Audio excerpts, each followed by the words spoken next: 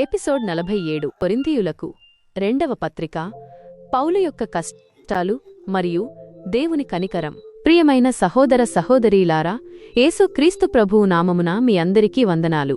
Bible పుస్తకాల పరిచయం సిరీస్లోని 47వ ఎపిసోడ్కు స్వాగతం. గత ఎపిసోడ్లో మనం మొదటి పత్రిక నుండి సంఘంలో ఉన్న సమస్యలను మరియు ప్రేమ యొక్క ప్రాముఖ్యతను గురించి తెలుసుకున్నాం. ఈ రోజు మనం చూడబోయే రెండవ పత్రిక పౌలు తన వ్యక్తిగత జీవితంలో మరియు పరిచర్యలో ఎదుర్కొన్న శ్రమల గురించి మరియు ఆయనలో దేవుని శక్తి ఎలా పనిచేసిందో వివరిస్తుంది. 2 కొరింథీయులకు రెండవ పత్రిక కానేది అపొస్తలుడైన పౌలు కొరింథులోని క్రైస్తవ సంఘానికి వ్రాసిన లేఖ.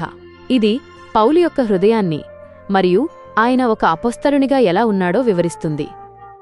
పౌలు తనను మరియు తన పరిచర్యను విమర్శించేవారికి ఈ పత్రికలో జవాబు ఇస్తాడు. ఈ పుస్తకం యొక్క ప్రధాన లక్ష్యం దేవుని కనికరాన్ని మరియు పౌలు యొక్క నిజాయితీని చూపించడం.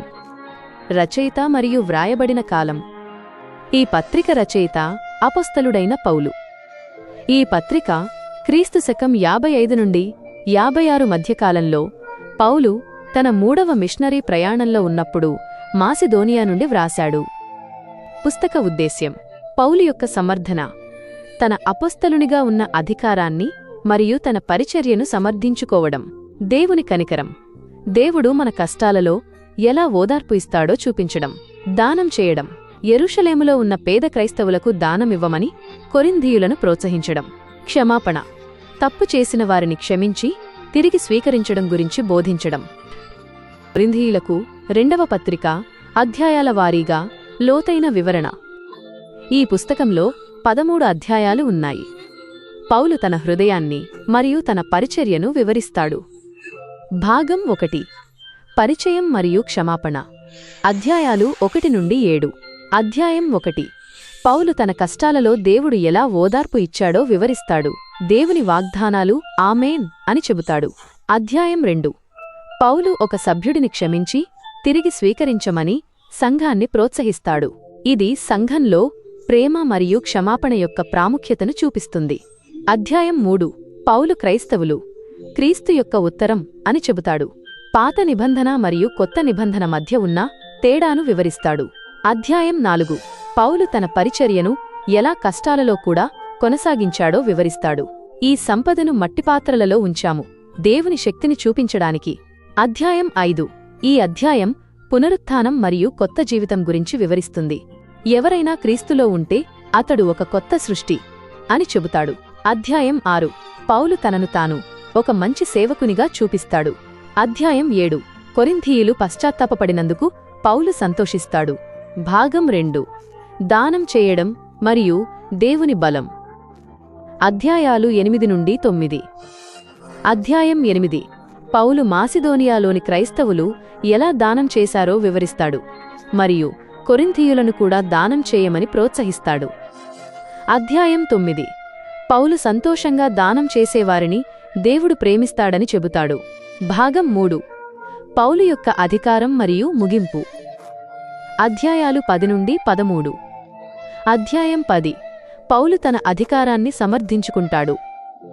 అధ్యాయం 11 పౌలు తన కష్టాలను మరియు తన పరిచర్యలో ఎదుర్కొన్న శ్రమలను వివరిస్తాడు. అధ్యాయం 12 పౌలు 3వ ఆకాశంకు ఎలా తీసుకుని పోబడ్డాడో మరియు తన శరీరంలో ముల్లు గురించి చెబుతాడు. నేను బలహీనంగా ఉన్నప్పుడు నేను బలంగా ఉన్నాను. అధ్యాయం 13 పౌలు తన చివరి మాటలను చెబుతాడు. ఆయన వారికి ఒక చివరి హెచ్చరిక ఇస్తాడు మరియు యేసుక్రీస్తు ప్రభు యొక్క కృప, దేవుని ప్రేమ మరియు పరిశుద్ధాత్మ యొక్క సహవాసం మీ అందరితో ఉండునుగాక అని ముగిస్తాడు. మన జీవితానికి అన్వయం. హృదయాన్ని తాకే పాఠాలు. ప్రియమైన వారలారా, రెండవ పత్రిక నుండి మనం నేర్చుకోవాల్సిన పాఠాలు చాలా ఉన్నాయి. 1 దేవుని కనికరం. దేవుడు మన కష్టాలలో మనకు ఓదార్పునిస్తాడు. 2 బలహీనతలో బలం. దేవుని బలం మన బలహీనతలలో పరిపూర్ణమవుతుంది. 3 క్షమాపణ. మనం ఇతరులను క్షమించి వారిని తిరిగి స్వీకరించాలి. 4 కొత్త సృష్టి. క్రీస్తులో మనం ఒక కొత్త సృష్టి. 5 సంతోషంగా దానం చేయడం. దేవుడు సంతోషంగా దానం చేసేవారిని ప్రేమిస్తాడు. 6 ప్రభువు యొక్క దయ. మనం దేవుని దయతో జీవించాలి. 7 పరిచర్య యొక్క విలువ. పరిచర్య కష్టాలతో నిండి ఉన్నప్పటికీ దానిలో దేవుని దీవెనలు ఉన్నాయి. 8 ఆధ్యాత్మిక యుద్ధం. మనం ఆధ్యాత్మిక యుద్ధం చేయాలి. 9 నిజమైన నాయకత్వం. నిజమైన నాయకుడు ఇతరులకు సేవ చేస్తాడు. 10 దేవుని వాగ్దానాలు. దేవుని వాగ్దానాలు ఆమేన్ మరియు అవును అని అర్థం. అవి నెరవేరుతాయి. ఈరోజు మనం 2వ పత్రిక నుండి పౌలు యొక్క కష్టాలను మరియు దేవుని కనికరాన్ని గురించి తెలుసుకున్నాం. తదుపరి ఎపిసోడ్లో మనం బైబిల్లోని 48వ పుస్తకం గలతీయులకు పత్రిక ది ఎపిసల్ టు ద గలేషియన్స్ గురించి తెలుసుకుందాం. ఈ పుస్తకం దేవుని దయ ద్వారా రక్షణ మరియు చట్టం నుండి స్వేచ్ఛ గురించి వివరిస్తుంది. మరిన్ని ఆధ్యాత్మిక కంటెంట్ కోసం మా దైవ సన్నిధి యూట్యూబ్ ఛానల్ని తప్పకుండా సబ్స్క్రైబ్ చేసుకోండి. ఈ ఎపిసోడ్ మీకు నచ్చినట్లయితే లైక్ చేసి 10 మందికి షేర్ చేయండి. తదుపరి ఎపిసోడ్ కోసం వేచి ఉండండి. దేవుడు మిమ్మల్ని దీవించి ఆశీర్వదించునుగాక. ఆమేన్.